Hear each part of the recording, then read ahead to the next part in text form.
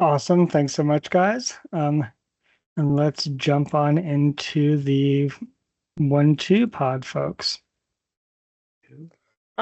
Did anyone else see that it said your meeting will end in 5 minutes? Will that affect anything? Oh, Okay, good. Okay, cool. okay.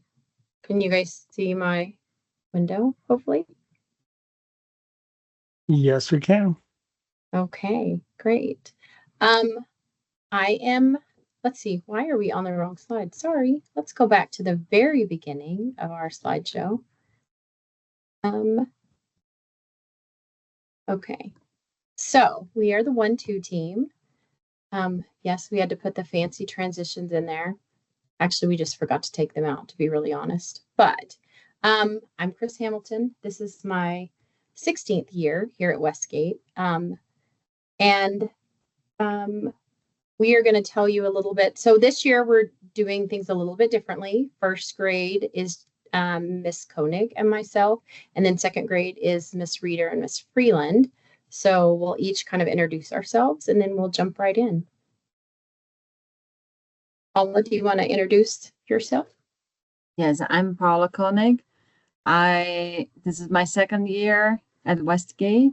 I'm also a Westgate mom. My son is in 4th grade and he's been there since kindergarten, since COVID time, when he had to start a kinder online. That was fun.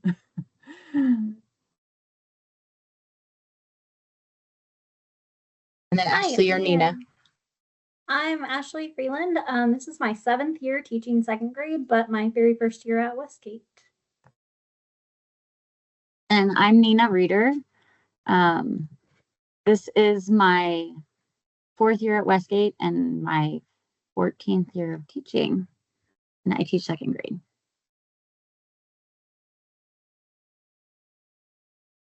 Right, so we're going to go ahead and start with whole child, and I'm going to just talk a little bit about what that means for us. And so we really try to focus a lot on that. I think this is really where Westgate shines as a school, is our focus on whole child education.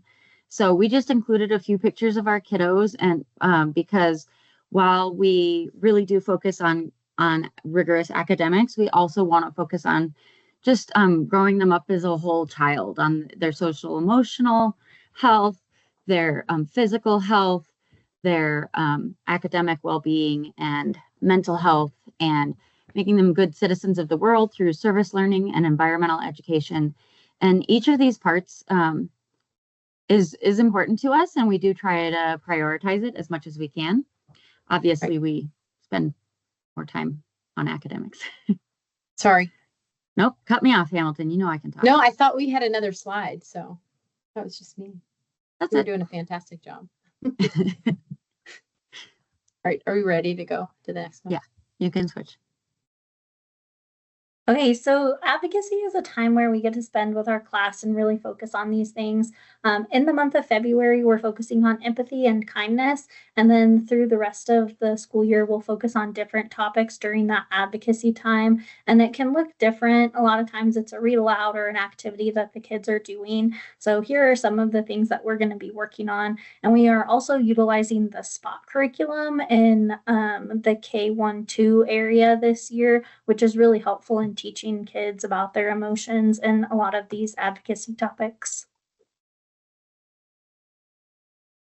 And go back one, Hamilton. I just have to jump in and say I took that picture in my classroom of the students. The little boy that's sitting down was crying, and he had a little crowd of kids around him, comforting him and showing him empathy. And I just thought that it was so Westgate. I love it so much.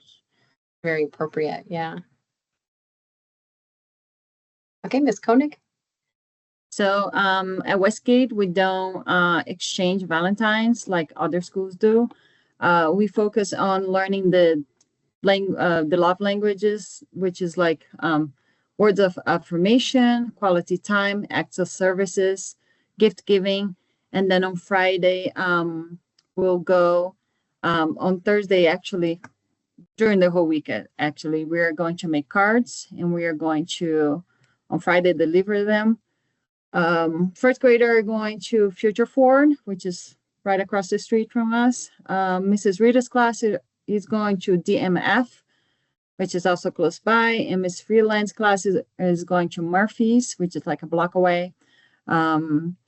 So we'll go and deliver those cards throughout the whole week. We're going to talk about how can you be kind? What is like spending, what is quality time, spending time with family, or acts of services? What can you do to help others? And also we will be collecting non-perishables for a precious child. Each class has a goal of 65 cans, and we are hoping to get more.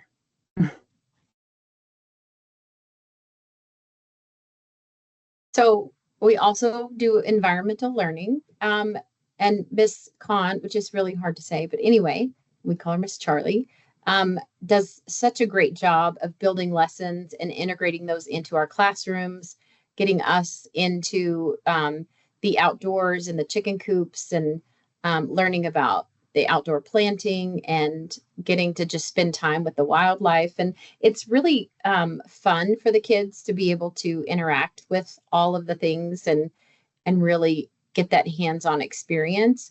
But it's also nice when she comes into the classroom and brings the chicks and brings Opal and really gives them the hands-on experience with all of the different creatures that we have. Sometimes these creatures go on little adventures of their own, but it's really nice for her to come in and give that perspective. And she does such a wonderful job teaching our kiddos, and they absolutely just eat it up and love every minute of it.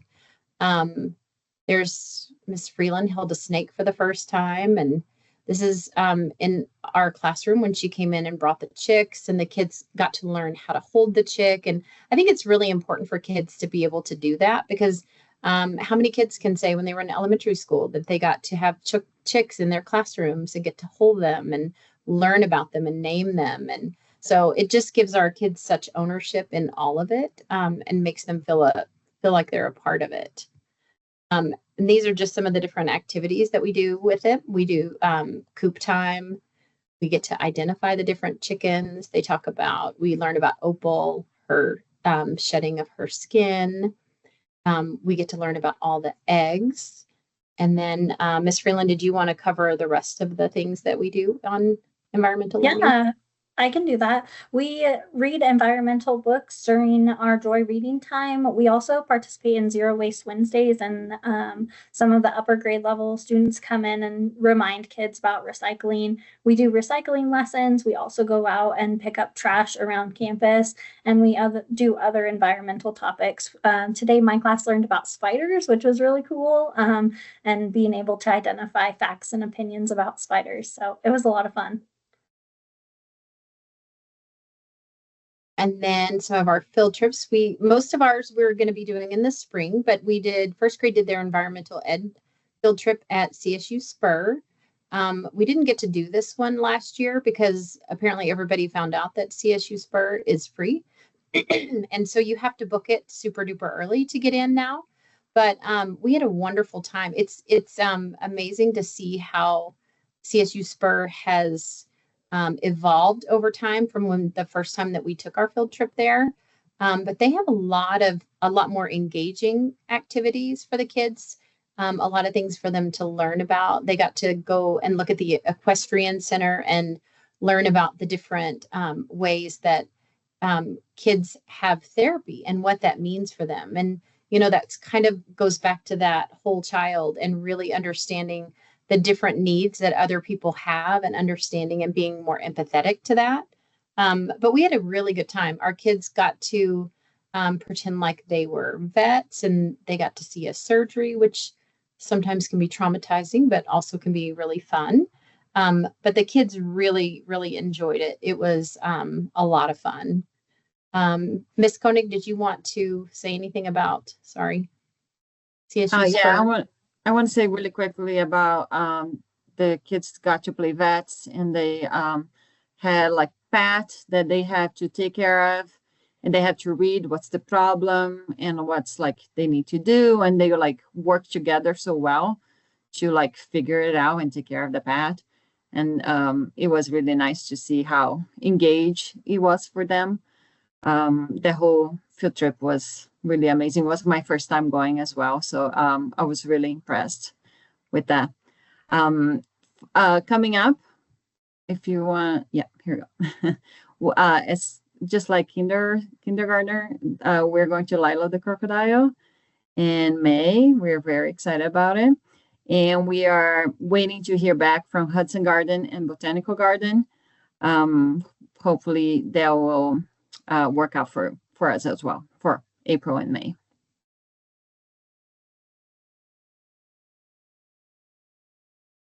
All right, and second grade got to go on a field trip earlier this year to visit Future Forward. This was our service learning field trip. So instead of taking a field trip for environmental ed, as we've done in the past, we did this to go with our service learning topic, which is learning about community helpers and how we can help the helpers. So it was tied great in with our social studies units as well and science units as well. So that was really great. If you've never been to Future Forward, it's such a cool place. So the kids got a complete tour, and it was very well organized. They split us into groups, and we got to see a variety of things, some of which you can see in our pictures.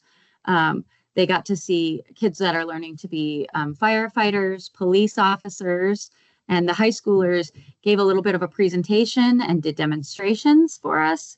There's a veterinary program. So there were we got to see some models of animals and how they trim nails or check heart rates and things like that. There's a CSI department, and the students all got their fingerprints dusted, and that was pretty cool. And they showed a black light. There was physical therapy students, high school students, who told us about what they did, and then our classes got to try out some of their equipment. We got to see a welding class, and a couple of the Future Forward students were able to melt some metal with their welding tools, and that was a great little tie-in. I was very excited because it tied into our science unit, which is about matter and materials we'll talk about later, but it was like turning a solid into a liquid by adding a lot of high heat. So that was pretty cool. Then there's the construction programs. I mean, it was just like, it was such a full and fun day. And the kids got to see all kinds of occupations. And in my opinion, one of the best parts is that the high schoolers really get to shine and be the experts, teaching our younger kids all about it. And they just have so much fun every time we go to Future Forward. So since our classes went at the beginning of the year to Future Forward for this service learning trip, now the first graders are going to get to go as part of their Kindness Day trips. So that'll be great. So we really enjoyed that field trip. And bonus, it's right across the street. It's so easy.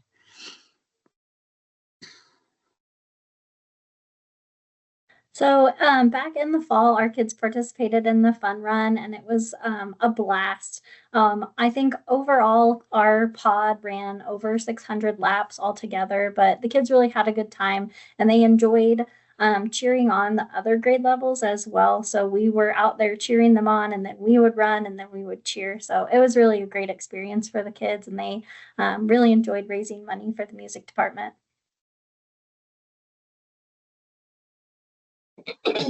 And our upcoming science and social studies units, these are just some pictures of some things that we did.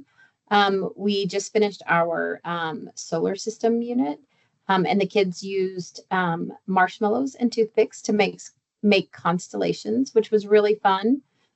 They all did a really good job with it. Some of the more intricate ones they thought would be really easy to do, and I think they learned that the struggle is real, but they persevered and worked together and did a really good job. So that was fun. And then the pictures in the middle, we had the kids go out in the morning, and they had to trace their body, the shadow, in the morning. And then they went out in the afternoon, and they had to stand in the same spot and then retrace their shadow. And we talked about how their shadow moved and what caused that to happen. So those are just some fun activities that we've done so far this year. And then these are some of the things that we have going on. Last quarter or last year, we did the 7 Habits for Healthy Kids by Sean Covey, I believe is how you pronounce it.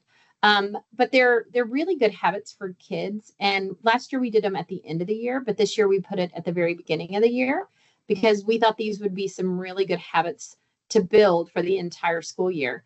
And it ended up working out really well because we remind the kids, remember you're in charge of yourself, to plan ahead, putting first things first, like we work before we play. So giving them those reminders that they've already learned about from the first quarter have been really, really helpful. And then we did our Maps and Globes unit where they got to learn about the different directions. Thank goodness we live in Colorado because west is always where the mountains are. But we also got to incorporate that again when we went into talking about the sun rises in the east and sets in the west. And then when we started talking about the solar system and all of those kinds of things, everything just kind of came full circle, which was really helpful. And then Ms. Koenig, do you want to talk about the lights and sounds that we did and the holidays? Yes, please. I just want to say the kids did get to eat the marshmallows, so they were really excited about that. What was left after they Yeah. mangled them?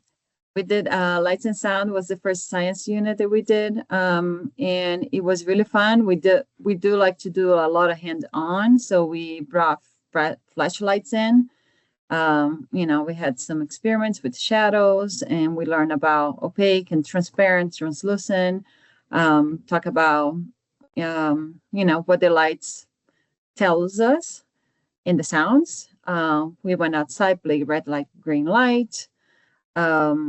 We also had a dark box that there was a message at the bottom, and then we have to experience how much light do we need to read the message clearly.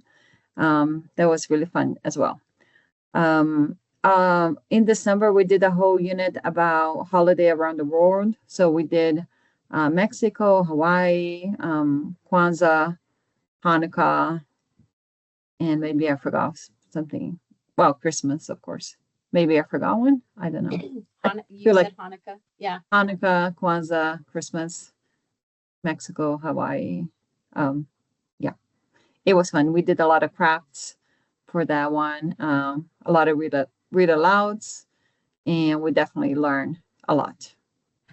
And I think it was helpful for the kids to learn about the different cultures and that not everybody celebrates the holidays the same way. And, with the way our society is, it's nice for them to understand diversity and how everybody has their own unique ways that they celebrate different things, and really learning how to embrace that and realize that just because other people celebrate things differently doesn't mean they're wrong. Like, we can all embrace each other's holidays and learn about it. And it's very important to be able to understand and be empathetic about different holidays that people celebrate. So it was a really good unit. And I think the kids learned a lot about each other's holidays and why certain things are celebrated. So that was a lot of fun for us.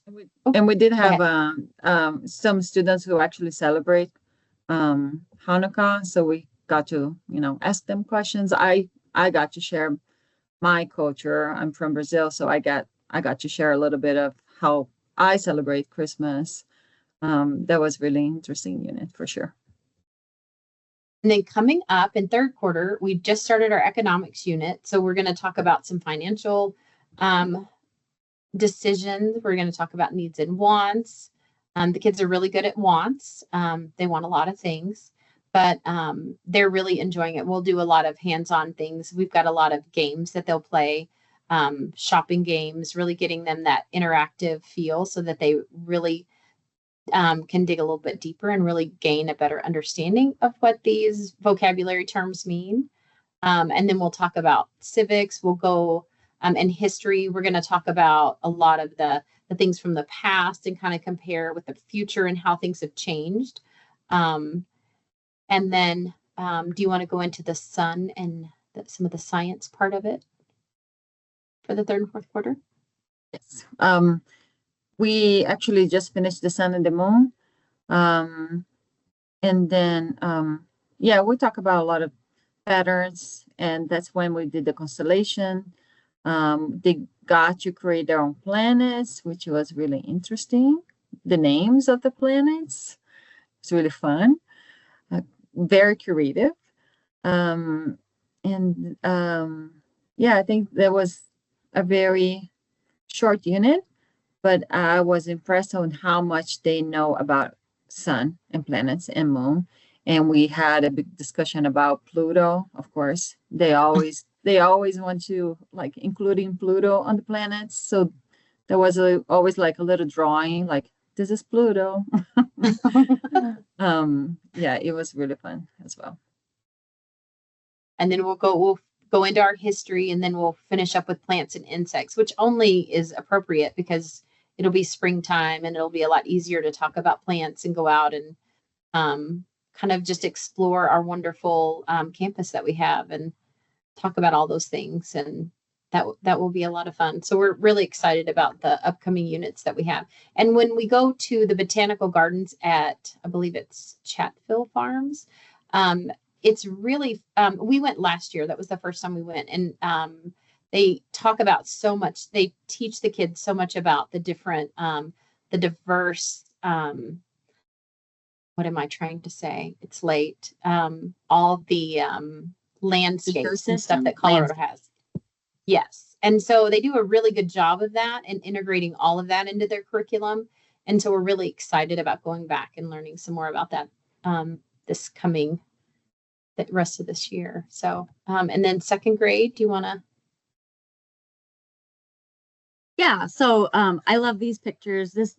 Just real quick, these are from our matter and materials unit in science in second grade, and the students were tasked with identifying the properties of different materials. So for example, they might be absorbent, they might be reflective, they might be stiff or flexible. And then they were given just everyday materials, including yarn, paper towels, paper plates, tin foil, paper clips, and they had to create a hat that would absorb sweat and protect them from the sun and keep them dry. And so every year the kids are just hilarious because they look like crazy people with foil on their heads. And so I just always have to those pictures, and it's so much fun. They get so into it, and they really do a great job with those projects. They're so cute. So in first quarter, we talked about, we do one social studies unit and one science unit in each quarter generally. So first quarter, we did civics, and we talked about our role in the community and leaders and how we choose our leaders. And then we learned about life science and we did biodiversity and ecosystems. So we learned about animal habitats, and we learned about how plants and animals depend on each other. Then in second quarter, we learned about geography and maps and how to read a map and the purpose of maps. Then, as I said, we showed you some cute pictures from our matter and materials unit. We also learned about states of matter and how matter can change from one state to another. We just finished our history unit on our community in the past and comparing communities in the past to what we're seeing now. And the students are doing a great job of using words and identifying that just because a picture's in black and white doesn't mean it doesn't really tell you a whole lot about history. So they're doing a great job of noticing and using their primary sources to learn about history. And then we just started our conflict and cooperation unit. And this is one where students are going to learn about how groups make decisions. So elections and how groups make compromises, or differing people form treaties to come to an agreement on things. Then we will get into a real short unit on economics, and we'll learn about goods and services and financial decision making and opportunity cost and things like that. Our last science unit is about Earth surface changes. So we'll learn about erosion and volcanoes and earthquakes and the ways that the Earth's surface changes and through weathering and so on. And then in fourth quarter, we will be doing our passion projects that everybody knows and loves and comes to expect from second grade at Westgate. And the kids will research a topic of their choice, and then they will write some paragraphs about it, and then create a presentation and present it to the class. So it hits a whole bunch of standards for second grade all in one, and the kids love it. And some of them have been asking me all school year, when are we doing passion projects? They all know and are excited for it. So that's how we always finish out the year in second grade.